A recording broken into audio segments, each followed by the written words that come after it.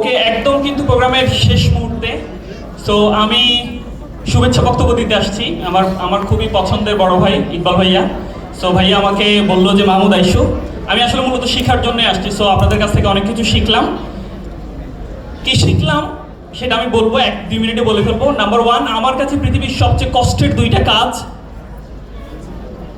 একটা হচ্ছে কারো জন্য রমনার বটমূলে বাদাম নিয়ে অপেক্ষা করা। সো আপনারা করছেন নিশ্চয়ই না? অনেকে আমরা করি আর কি। 2 নম্বর কাজ, সকাল 9টায় শুরু হবে একটা প্রোগ্রাম, রাত 7টা পর্যন্ত চলবে, অসংখ্য মানুষের কথা শুনতে হবে সামনের স্টেজে বসে। সো এই ভয়াবহ সেকেন্ড যে কঠিন কাজটা আপনারা করেছেন, এই জন্য আমি রিয়েলি মানে সারপ্রাইজ, এবং আপনাদের সবার জন্য জোর একটা করে তাহলে এক্সপেক্ট করি। সো যারা আসলে সকাল 9টা থেকে সন্ধ্যা 5টা বা 7টা পর্যন্ত এভাবে কথা শুনতে পারে চেয়ারে বসে, সো তাদের ব্যবসা সফল হবে না, কাদেরটা সফল হবে? সো ইট মিনস যে আপনারা চাইলে পারেন, আপনাদের মধ্যে ওই ধৈর্যটা, এটাই তো, তাই না? আলটিমেট তো ধৈর্য। সো এটা আছে। আমি অনেক জায়গায় কথা বলেছি, বাট আজকে প্রথম আমি যাদের সামনে কথা বলছি তাদের সবাই হচ্ছে ব্যবসায়ী। সো তাদেরকে আসলে কিছু বলা এটা খুবই ডিফিকাল্ট, কিন্তু যেহেতু একদম দিনের শেষ, আমার কাছে মনে হয় যে আমি একটা ছোট্ট গল্প বলে শেষ করবো আমার বক্তব্য। সেটা হচ্ছে আমরা যারা ব্যবসায়ী আছি, ধরেন এখানে আজকে রিয়েলিটি শো হয়েছে, ফ্যাশন শো হয়েছে, সারা বাংলাদেশ থেকে ব্যবসায়ীরা আসছেন, তারা হচ্ছে তাদের উদ্যোগগুলো দেখিয়েছেন। তো আপনার হয়তো অনেক সময় আমাদের হয়, আমরা যখন মানুষ, আমি কিন্তু আমার কিন্তু ইকবাল ভাইয়ের প্রতি আমার রেসপেক্ট আছে, শ্রদ্ধা আছে, বাট আমারও কিন্তু বুকের বাম পাশে মাসে মাসে চিনচিন করে যে ভাইয়াকে এত মানুষ ভালোবাসে, আমাকে কেন বাসে না? সো এই যে একটা, এটা হয় না, এটা কিন্তু হয়। সো এরকম হইতে পারে যে আপনার পাশের চেয়ারে যিনি বসে আছেন উনি অনেক সফল, ওনার ব্যবসাটা সফল হচ্ছে, ওনার উদ্যোগটা খুব ভালো সফল হচ্ছে। সো সে সময় আপনার মনের বুকের বাম পাশে একটু চিনচিন ব্যথা করতে পারে, অ্যান্ড দেন এই ব্যথার মাত্রা যদি অনেক বেশি হয় তখন কিন্তু আপনি হালটাও ছেড়ে দিতে পারেন, দূর আমার দিয়ে মনে কিচ্ছু হবে না।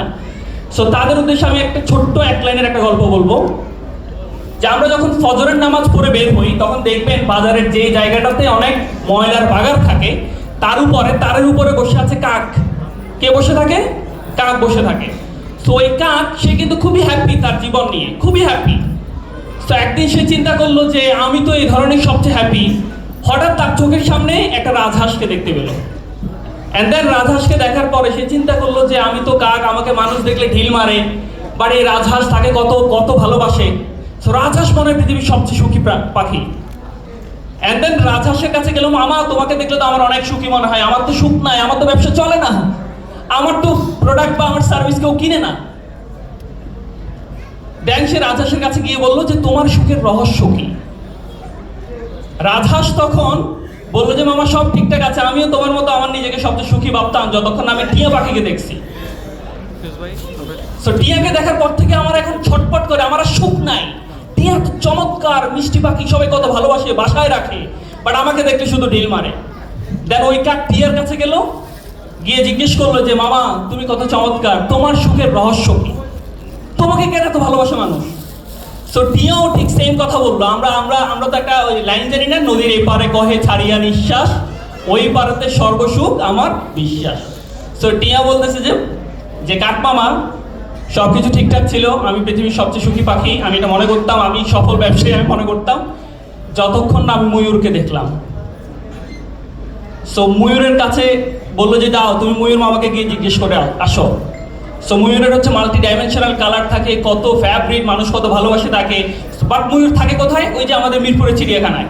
সো সেখানে গেল কাক গিয়ে ময়ূরকে জিজ্ঞেস করবে যে তুমি কেন এত সুখী, বা তোমার সুখের রহস্যটা বলো। বাট গিয়ে দেখতেছে যে অসংখ্য দর্শনার্থী ময়ূরকে দেখতে আসছে। সো অনেকক্ষণ সে অপেক্ষা করার পরে যখন সবাই চলে গেল তখন ময়ূরের কাছে গেল, গিয়ে বললো যে মামা আমি তো সুখী ছিলাম, বাট সবাই বলছে যে তুমি হচ্ছে সবচেয়ে সুখী, আমার এখন ভাল লাগে না। সো তুমি একটু বলো যে তুমি আসলে কেন সুখী, বা তোমার সুখের রহস্য কি? সো দেন ময়ূর বলল যে আমি মনে মনে ভাবতাম আমি হচ্ছে এই ধরনের সবচেয়ে সুখী, বাট দেখো আমার এই সুখের কারণে, আমার এই সৌন্দর্যের কারণে মানুষ আমাকে খাঁচায় বন্দি করে রাখে, বাট তুমি একটা কাক, আমার তো মনে হয় পৃথিবীর সবচেয়ে সুখী পাখি হচ্ছে কাক, যাকে মানুষ কখনো খাঁচায় বন্দি করে রাখে না। তো দেখেন একদম গল্পের শুরুতেই ওই যে পাশের ব্যবসায়ীকে আপনি সুখী মনে করেছেন, সফল মনে করেছেন, বাট ওই ব্যবসায়ী কিন্তু দিন শেষে চিন্তা করে যে আমি তো এই মনে হয় সবচেয়ে সুখী। তো আপনাদের প্রতি আমার রিকোয়েস্ট, আমরা ইকবাল ভাইয়ার একটা চমৎকার কথা আছে, সবার আগে ভালো মানুষ হতে হবে। সো এই ভালো মানুষ হওয়ার জন্য, ভালো মানুষ হতে পারলেই কিন্তু আপনি ব্যবসায়ী সফল হন আর না হন, বাট সুখী হতে পারবেন। অনেক ধন্যবাদ। আসসালামু আলাইকুম রহমতুল্লাহ। নিজের বলার মতো গল্প হাজার হাজার বছর ধরে কাজ করুন। আসসালামু আলাইকুম রহমতুল্লাহ।